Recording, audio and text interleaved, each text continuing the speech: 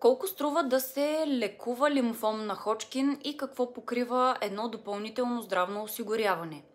Преди да премина към сметките обаче, трябва да спомена, че разходите, за които говоря тук, са моите индивидуални и при всеки може да бъде различно. Просто клипа има за цел да даде една ориентировъчна информация за стойността на лечението.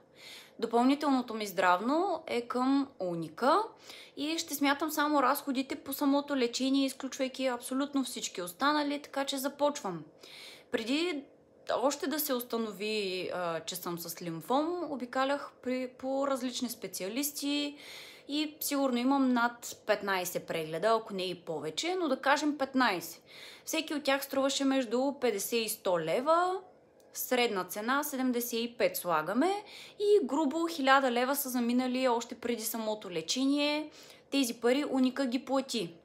Първият ми пет скенер беше в Турция, защото в България се чакаше много. Уника в други държави няма покритие. Цената му беше 700 евро. Искаха да ми пускат и някаква специална там кръвна картина, която струваше 150 евро. Пътя и престоя ми до там и обратно беше 300 лева, т.е. тук имаме 2000. Биопсията на лимфен възел и доплащането на екип бяха 500, които Уника плати. Имах лекарства, които трябваше да доплащам в болницата и такива, които си купувах за вкъщи. В болницата голяма част от лечението се поемаше от здравната каса, но има и неща, които трябваше да се доплащат, като например болничен престой и административни такси, което веднъж месечно ми струваше 165 лева, а в рамките на месец имах 2 ходения до болницата, единия път с престой, а другия път само за вливка. На всяка вливка обаче се доплащаха 220 лева. Докато бях в болницата, плащах и за паркинг, който средно на ден беше 30 лева. И сумарно до тук това са 635 лева на месец, по 6 месеца са 3800, като Уника пое 2000 от тях. Един път в месеца си поставях инжекцията Резилиго за яйчниците, за която съм разказвала. Тя струваше 100 лева, т.е. общо 600 имаме и там. Лекарствата, които пих вкъщи бяха Бисептол, Ацикловир, Карсил, Трансметил и Милорит.